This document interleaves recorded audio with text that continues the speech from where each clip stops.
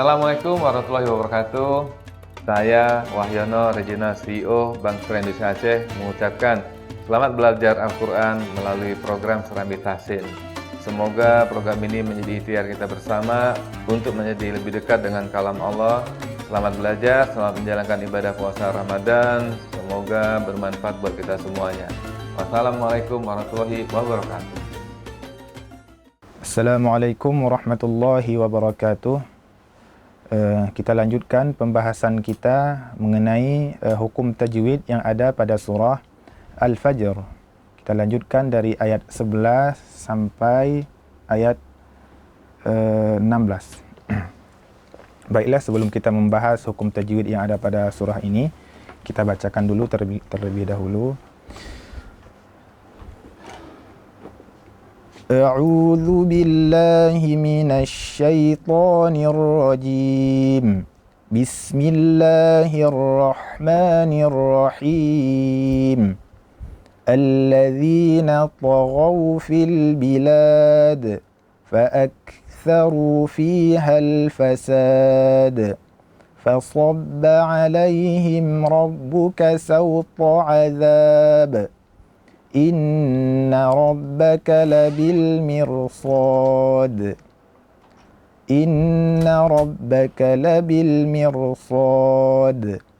فأما الإنسان إذا ما ابتلاه ربه فأكرمه ونعمه فيقول ربي أكرمن وأما إذا ما ابتلاه فقدر عليه رزقه فيقول ربي أهانن. Pada kata alladzina taghaw fil bilad, pada kata alladzi kita perlu perhatikan jangan sampai mengeluarkan hamas ataupun angin, karena zal merupakan huruf yang bersifat al-jahru, yaitu tertahannya nafas. Kita baca alladzina ta, alladzina ta, bukan alladzina.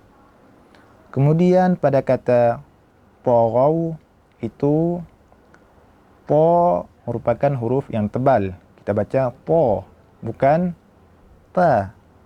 Dan ketika membaca huruf tebal, selalu kita ingatkan jangan sampai memonyongkan mulut. Jangan membaca to. Itu adalah sebuah kesalahan. Yang benar adalah taghaw fil bilad. Kemudian juga ghin. Ghin merupakan huruf al-isti'la, yaitu huruf yang tebal juga. Gha, bukan gha. Kemudian setelah ghin ada waw yang disukunkan, maka ghawu.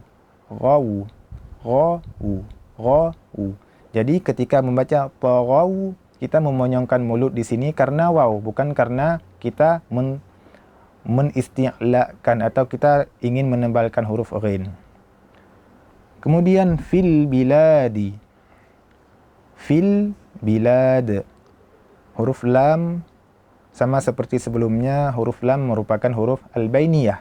Dia itu tidak tertahan suara, tertahan sekali, artinya tidak tertahan secara sempurna dan juga tidak mengalir secara sempurna, namun dia di tengah-tengah. Fil bilad, tidak fil bilad atau fil bilad. Perlu kita perhatikan juga ketika membaca fil, jangan sampai melahirkan qalqalah pada huruf lam. Fil bilad.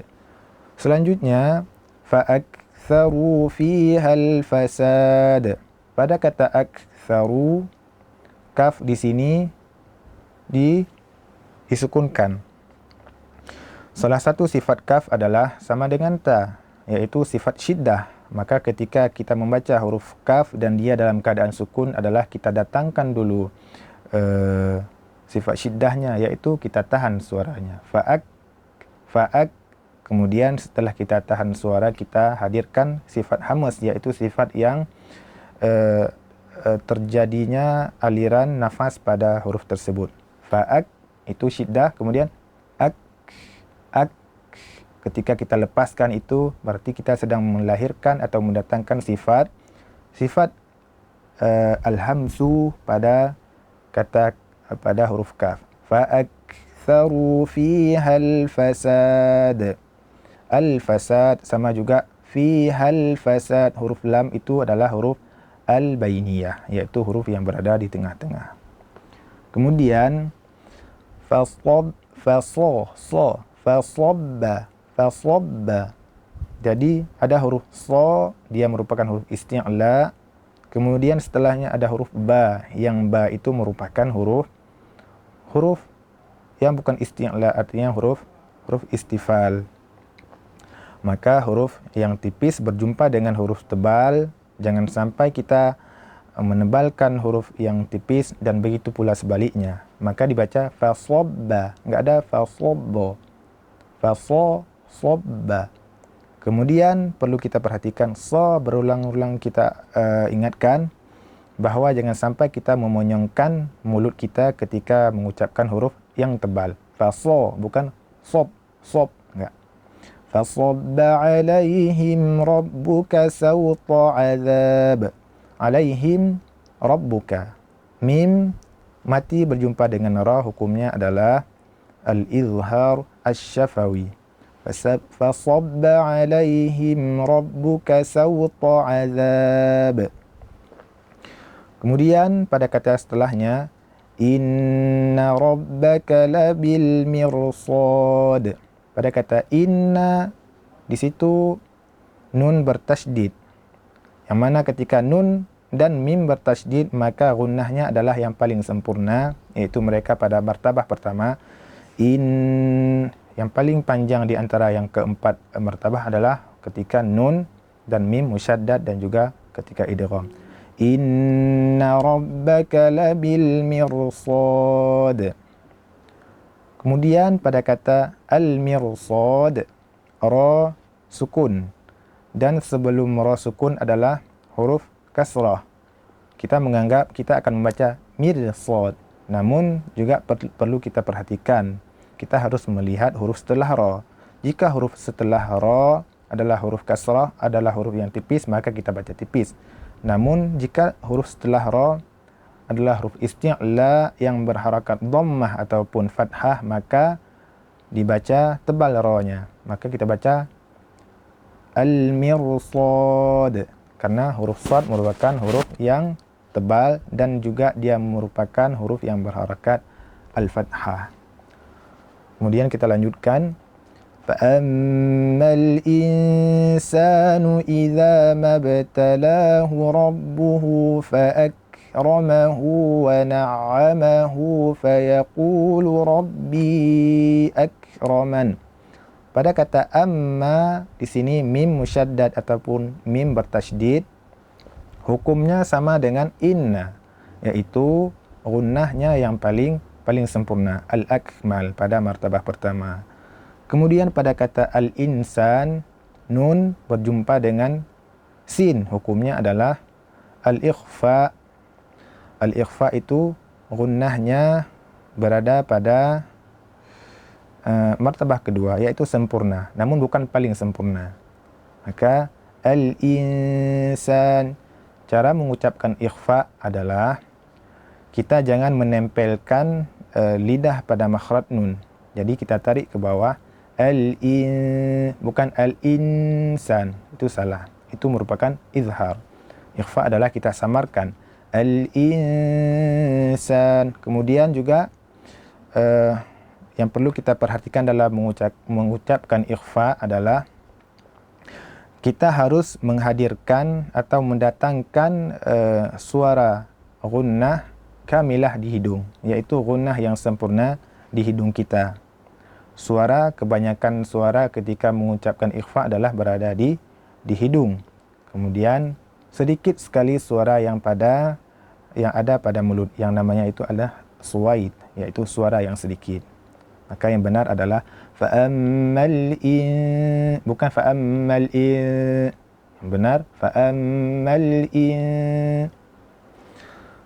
Kemudian idza mabtalahu rabbuhu fa'akramah. idza mabtalahu ada qalqalah, mungkin kita sudah ma'ruf. Fa'akramahu, sama juga fa'akramahu dengan fa'aktharu fihal fasad. Dia kaf disukunkan, kita datangkan dulu sifat syiddahnya, kita tahan dulu suaranya, kemudian kita lepaskan sehingga melahirkan sifat hamas.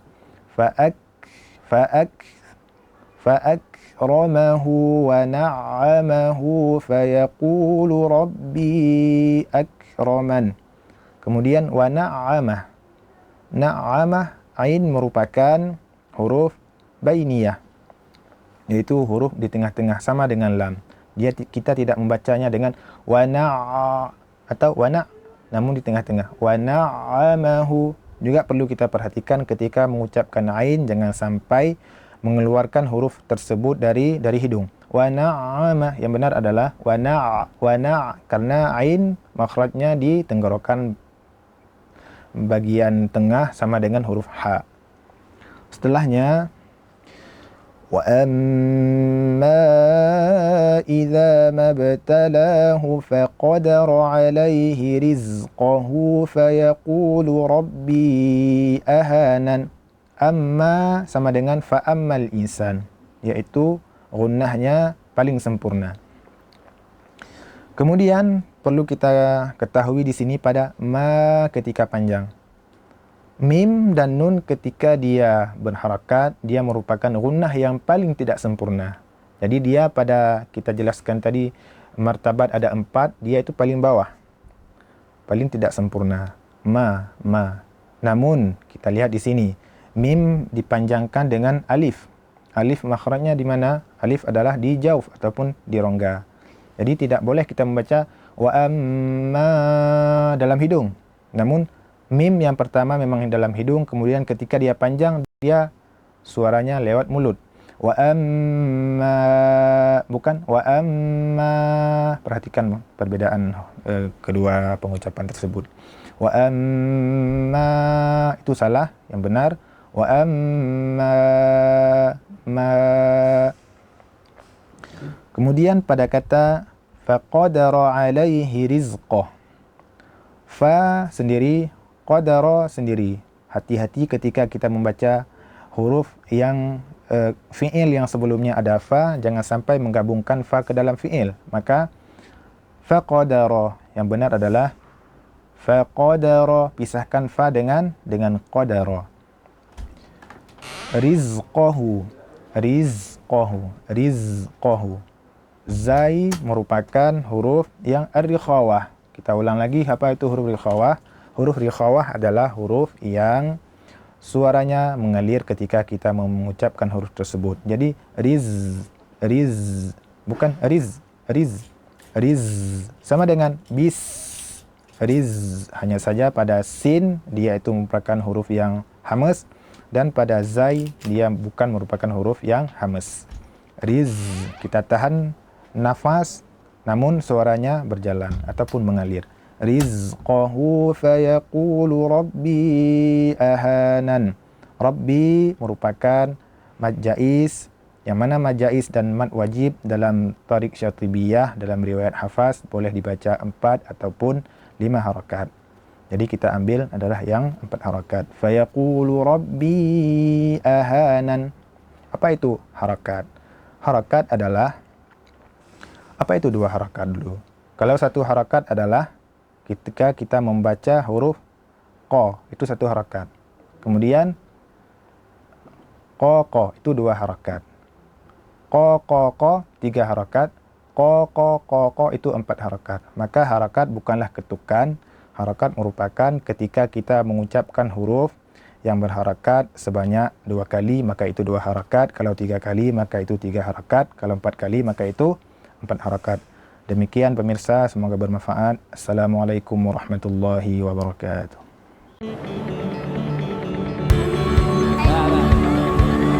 Emang bisa berbagi, lanjut kasih beasiswa? Mudah. Beyond by BSI, semua jadi mudah.